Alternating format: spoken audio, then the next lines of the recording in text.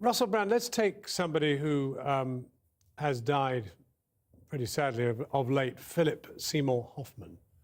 Would his life have been any different if drugs had been decriminalised?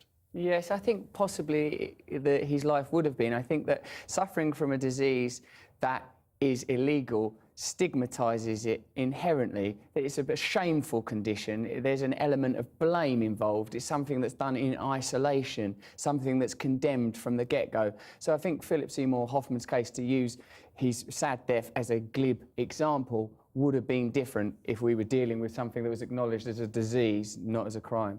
Why do you think society does retain a ban on these substances and therefore criminalise them? I think there's many reasons. I think some of it is just confusion, some of it is tradition, and some of it is ignorance. Politicians, when they're in opposition, often speak about drug reform. David Cameron himself, when he was a backbencher, said it was time to reform drug laws. But I think that when people are in power, my personal belief, John, is that people that suffer from drug addiction are often people without a political voice, people that don't vote, people that aren't considered relevant. So it's easier to vilify and condemn them and posture and act tough around drugs than it is to deal with the problem. I'm talking about sort of the drug laws in this country.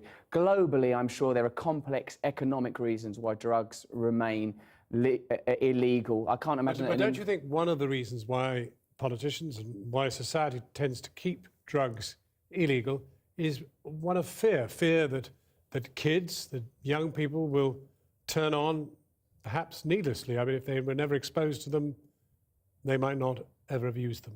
I think there is some legitimate fear around drugs. Drugs, I'm not a big, woohoo, let's take drugs type person. Drugs can be incredibly dangerous and negative. What I'm saying is making them illegal isn't working. It doesn't work. It doesn't prevent people from using drugs. I'm talking about... It didn't prevent you? No, it made absolutely no difference. I think no difference at all. I think Except presumably you lived in fear of, at some point, possibly running up against the law. It complicated the situation and it made it more difficult to approach the situation for what it is legitimately, a disease which requires therapy and compassion, not to be pushed underground and controlled by illegal economies. So, yeah, John, in my particular case, what would have helped is regulation and therapy. I'm not talking about let's have a free-for-all, some crazy whacked-out world where everyone's on drugs. I'm saying that drugs should be pharmaceutical quality, they should be controlled and prescribed and not part of a huge sort of a criminal... OK, so to that end, you have a campaign which focuses on what?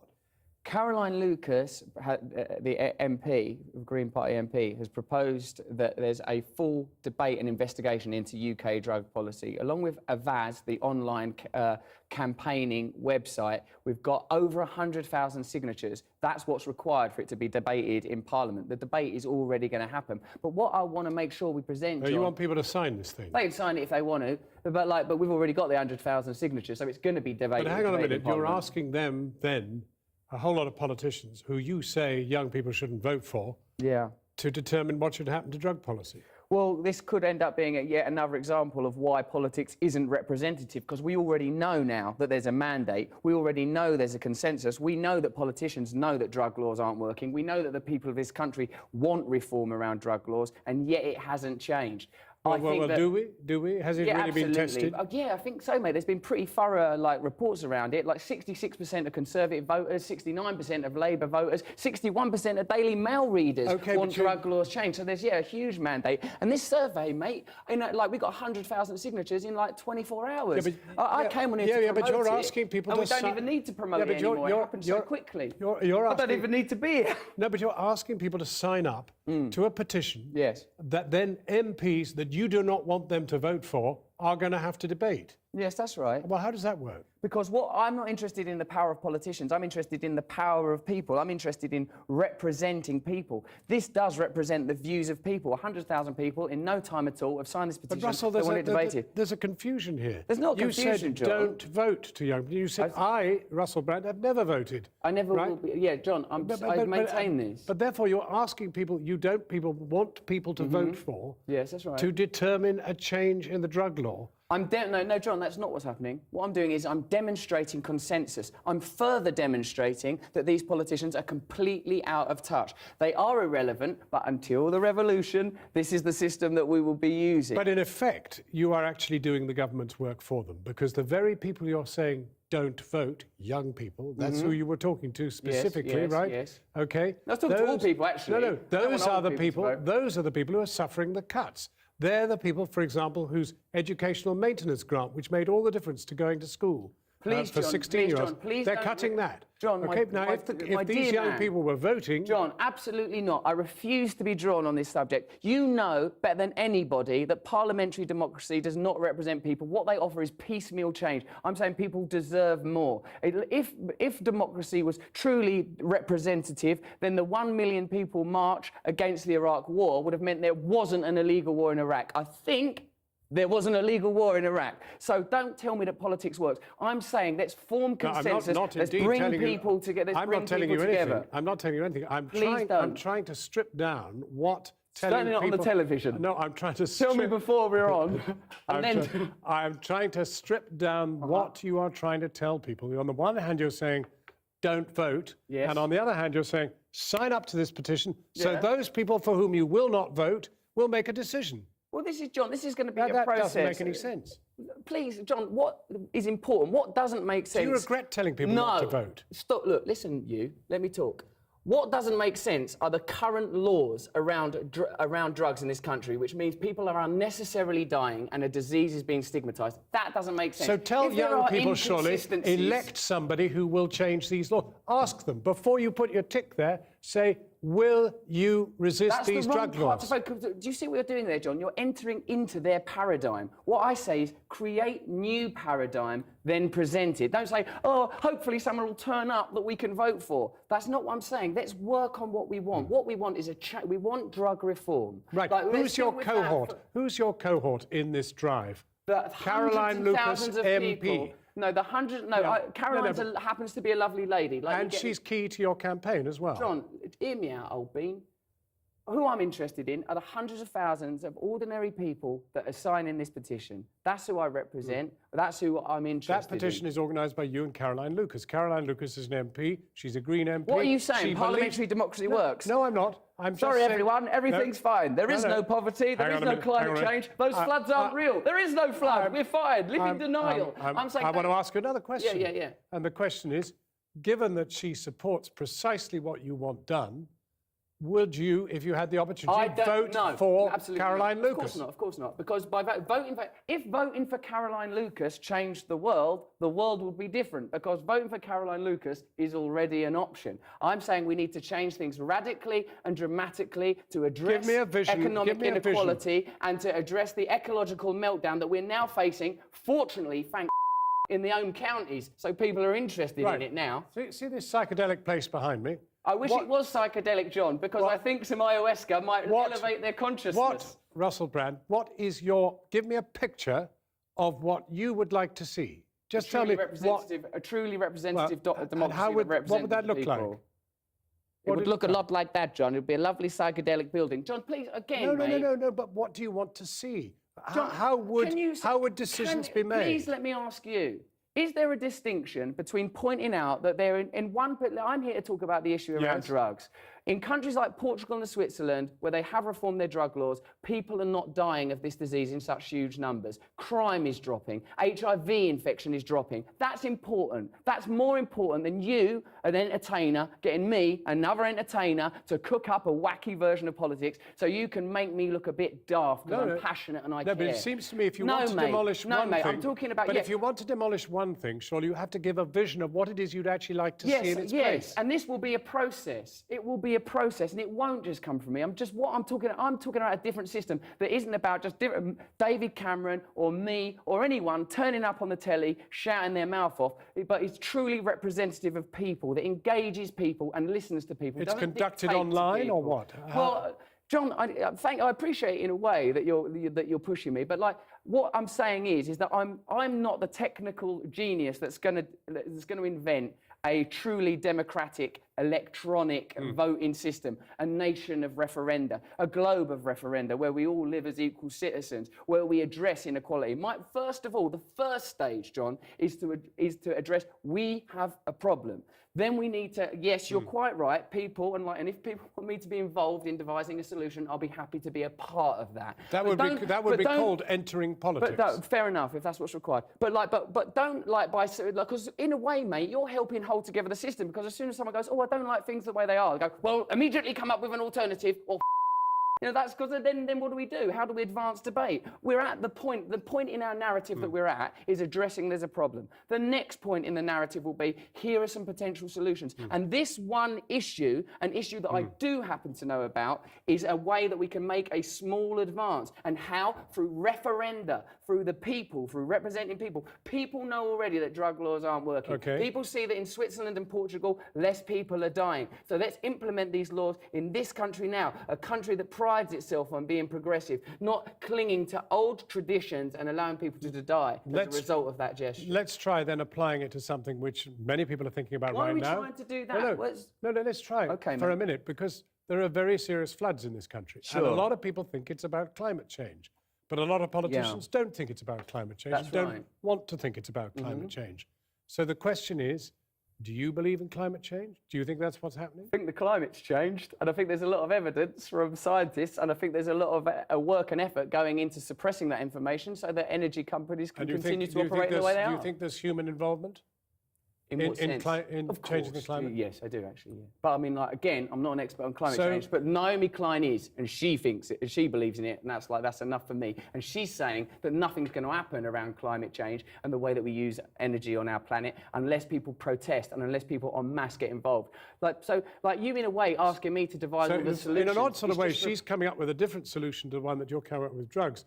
Drugs, you're talking about a petition to try and raise awareness and try and get commitment. She's talking about actual direct action on the streets. And I think the direct action on the streets is probably the best way to get things changed in every area. However, because it seemed apposite. But you actually used the example of the Iraq War. It had no effect at all. Right, yeah, that's true, John. So obviously these protests need to become more vehement, more active, more direct. They need to change, they need to evolve. But the options aren't let's do something or let's do nothing. In your journey from drug addiction, have you concluded in the end that you're a revolutionary?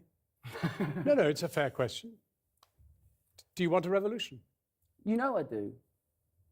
You know I do. That's the reason that I'm here. First of all, I want a revolution in the way that we regard addiction as a disease, the way we legislate it, the way we treat drug addicts. But further than that, I want to address global inequality around economics, and we need to find some suitable ecological solutions around energy. Have you found any downside from urging people not to vote? Well, yeah, because people keep repackaging it as you're telling people to be apathetic. I'm not telling them to be apathetic. I'm telling them to direct their energy in a focused manner, in a way that will truly make a difference. Voting does not make a difference. You are not represented. When this petition gets debated in Parliament, they'll change as little as possible to placate people. I'm saying we need a truly representative democratic system. It's a very, very big issue. Your revolution, on particularly if you were trying to bring about this change, you would draw the line at violence. Yeah, I mean, what's the point? Then you've lost anyway. Yeah, you've got to. You can't. Yeah, I certainly will. Yeah. Are you optimistic? Yeah, I'm 100% entirely optimistic. I'm 100% entirely optimistic. But the problem is like the sort of institutions like this, and you, I happen to know, are a proper lefty bloke or a pinko, whatever the hell that means. Heaven preserve us. No, none of those I know you want to change the world. I know you agree with me. I know you agree with me on the issue of drugs. I know you do. But then for some reason, you've got to pretend to have a different opinion while you're on the news. Hello, I'm on the news now. I've got to pretend to be a different sort of person. My job here is simply to probe what you think so that people get a real sense of what it is you're saying. No, so that people get a real sense of what you think. Yeah, I know that. Fair enough. I wish I wasn't so emotionally volatile. But the fact is, John, that this is an issue that's affected me my entire life. It affects a lot of people that I love. I've seen people I love die from this disease. Now we have a chance to at least demonstrate that this isn't how people feel about this issue anymore. People don't want drugs to be illegal. People don't want the heads of their politicians buried in the sand. And if they do, as some sort of modern desert torture method. But what people want is change and openness around this issue. And through Caroline Lucas's petition, there is an opportunity to address it. Now, there may be some inconsistencies because I'm a man who doesn't believe in parliamentary democracy, that thinks it's a charade, but what I want is change around this issue, and I'm prepared to use the materials in front of me. Those materials will alter as time goes on, and more radical change will occur. Russell Brand, thank you for talking to us. See you after the break, John. Hello, my name is Peter Joseph, and welcome to an introduction to a resource-based economy. The goal of the following brief presentation is to outline the basic train of thought that arrives at this new economic model, which is based not on the movement of money, but rather the intelligent management of the Earth's resources, drawing inference from the physical world as to the most efficient, strategic, and sustainable method for meeting the needs of the human population. In the world today, societal decisions are essentially the responsibility of individuals or groups within the arena of politics or business. In fact, one could note that politics and business are the governing group entities of the social order as we know it. And, as history has shown, whenever anything goes wrong on the societal level, the tendency is for one group or subgroup to simply impose blame on another. The left will blame the right, the conservatives will blame the liberals, a new administration will blame an old administration, etc. Yet, rarely do we hear any criticism of the foundation of the social operation itself. It appears to simply be presupposed by most. In other words, the culture seems to unconditionally accept the socioeconomic paradigm without question, and politics and business are assumed to be a natural human state of affairs. Even in a world of growing unemployment, growing poverty, growing mental health disorders, drug abuse, raw resource depletion, overall environmental degradation, violence and war propensities, systemic global debt defaults, accelerating inflation, atmospheric destabilization, and many other social and ecological problems too numerous to name at this stage, there still exists a general refusal to consider that maybe the socioeconomic system itself could be at fault. What if the very game we play is really the problem? What if the very nature of the dominant institutions and methods of our time are actually creating and reinforcing certain behavioral tendencies which are, to put it simply, unsustainable and destructive, yet we simply don't see it? As time has moved forward with the exponential increase of human knowledge, we have seen a natural erosion of various forms of superstition and provably non-progressive social practices. We are slowly inching into a true age of reason, if you will, which recognizes that there are indeed proven governing natural laws with direct physical reference, and that this method of thought, which we can term scientific, allows us to extrapolate viable approaches to our conduct which almost virtually guarantee a tangible return, if, of course, properly assessed. This scientific inference is what has produced, in fact, the vast technology we see around us, from airplanes to life-saving medicine to even our understanding of the universe itself. Simply put, science is an approach to our comprehension of the world and ourselves, guiding us to the closest approximation of reality as we could possibly have. And of course, while we all see the obvious fruits of this method of thought and its vast applications, there is, however, still one area which stands virtually untouched by the scientific methodology: our social system. In this context, we appear to be stuck in time, using antiquated, traditionalized practices which show clear signs of deficiency. For instance, we give dictatorial powers to politicians and political parties under the guise of something we label democracy. Politicians who, on average, clearly have no education or training in the technical affairs of social organization. In a world where one child unnecessarily dies every 5 seconds from poverty and deprivation, many look to government institutions for a resolution, not really considering the scientific reality that feeding and caring for the people of the world is not a political issue. It is a technical one, resolvable by simple resource management and allocation and the intelligent and strategic application of technology. Likewise, we have these things we call corporations or businesses, which are able to arbitrarily claim property of the finite natural resources of this planet, resources we all need. They utilize those resources for the betterment of an isolated group through a self-interest-based system we call free market exchange. In fact, when it comes down to it, the message of this system is quite clear. Either you submit to this game of differential advantage and self-interest, or you simply do not deserve the right to live. You must earn your right to life on this planet, if you will, which, to a thinking mind, is clearly a pseudo-totalitarian construct to perpetuate one group or class over another. Yet, again, this inhumanity goes unnoticed, for it is structurally built in. We are born into this system, and we are groomed to think it is a natural fact, an empirical way of life. Just as if years ago perhaps you were born into a society as an abject slave. Since you have never been exposed to anything contrary, you might even believe that you're supposed to be a slave, as though it is again a natural order of reality. And if we couple that fact with a monetary system based explicitly on debt, which, unannounced to most, mathematically guarantees that a subclass of the human population will always be deprived, we begin to see that we live in an advanced variation of feudalism and nothing more. It is technically impossible for everyone to have their needs met in the current system. The economic game of differential advantage simply isn't designed to allow everyone to live and prosper. It is a win-lose system, regardless of the state of the natural world and what we are able to produce and technically accomplish. Put succinctly, our economic system is completely decoupled from natural processes of the physical world, a characteristic which can only lead to further problems if a radical shift away from these outdated assumptions is not commenced. So, let's now take a large step back, putting aside everything that we might have been taught about our social constructs, and consider the following question. What are the immutable foundations of human health and prosperity, and how do we construct a system which meets those needs for the entire human population, understanding we live, of course, on a finite planet, while ensuring the sustainability of this habitat for future generations?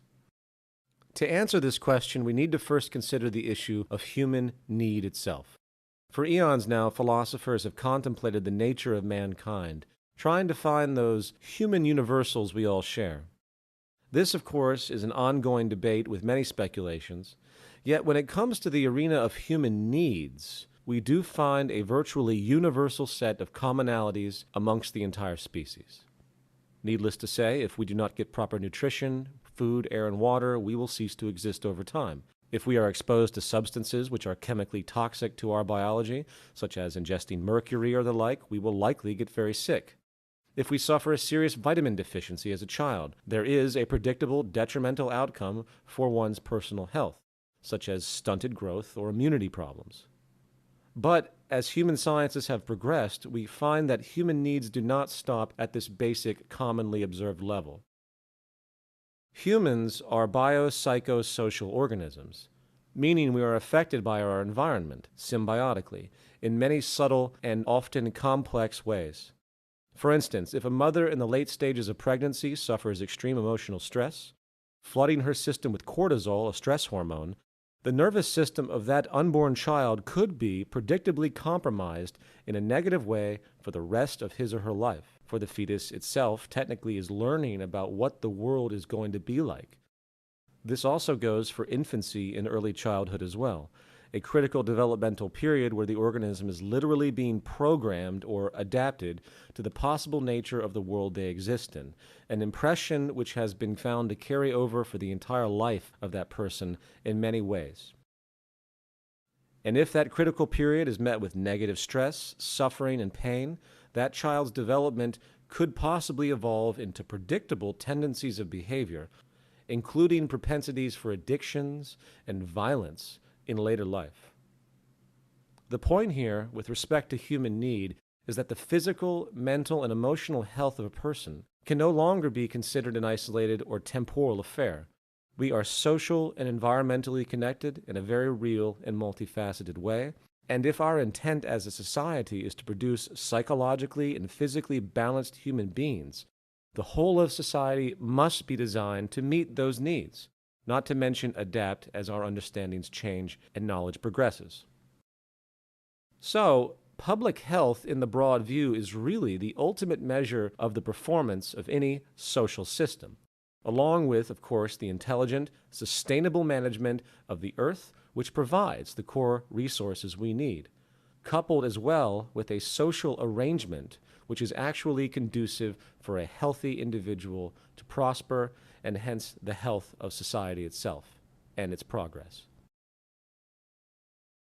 So, given this basic understanding, how do we go about designing a society that actually supports the human species while maintaining environmental balance?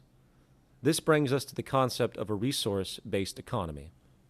A resource-based economy is a direct response to this natural, physical, scientific understanding, inferentially derived to calculate how to best meet the spectrum of human needs in the most efficient and sustainable way, taking into account what actually supports us, which again is the symbiotic relationship of this delicate, providing biosphere we all share.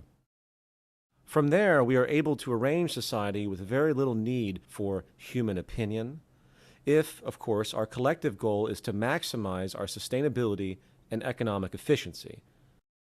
The system that we describe is self-generating. It is self-evident once these parameters are assumed. There are three dominant economic considerations which need to be considered immediately: resource accounting, dynamic equilibrium, and strategic design. As far as resource accounting, we live in a virtually closed planetary biosphere with a set of mostly finite resources at our disposal. Given this reality, the logic becomes quite clear as to our responsibility if we wish to allow our habitat to sustain itself for future generations and meet the needs of the current population. We must organize and account. Proper economic resource allocation really cannot be made unless we have a clear understanding of what we have and where it is in a complete, unified way. Eventually, this understanding will lead to what we could call the carrying capacity of the Earth, which is very important information. But this accounting, of course, is only the first step. We also need to track the rates of change and regeneration, where applicable. Here we have what we call dynamic equilibrium. The classic example of this issue today is deforestation. Trees have a natural growth rate and cycle, and if our use of wood exceeds the rates of natural regeneration, which is of course the case today, unfortunately, we have a problem, for it is by definition unsustainable. Remember, as an aside, the monetary market model requires as much consumption as possible to keep the growing population employed and the economy operational. This is, of course, simply ecocidal. Remember, a core requirement of a true economy is to economize, or be strategically efficient and conservative. Today we live in what could be called an anti-economy. And this leads us to strategic design. Efficiently meeting the spectrum of human needs on a finite planet in a sustainable way means resource allocation must be optimized strategically and, of course, conservatively. Today, this is not done, or you could say haphazardly done, through arbitrary monetary realizations.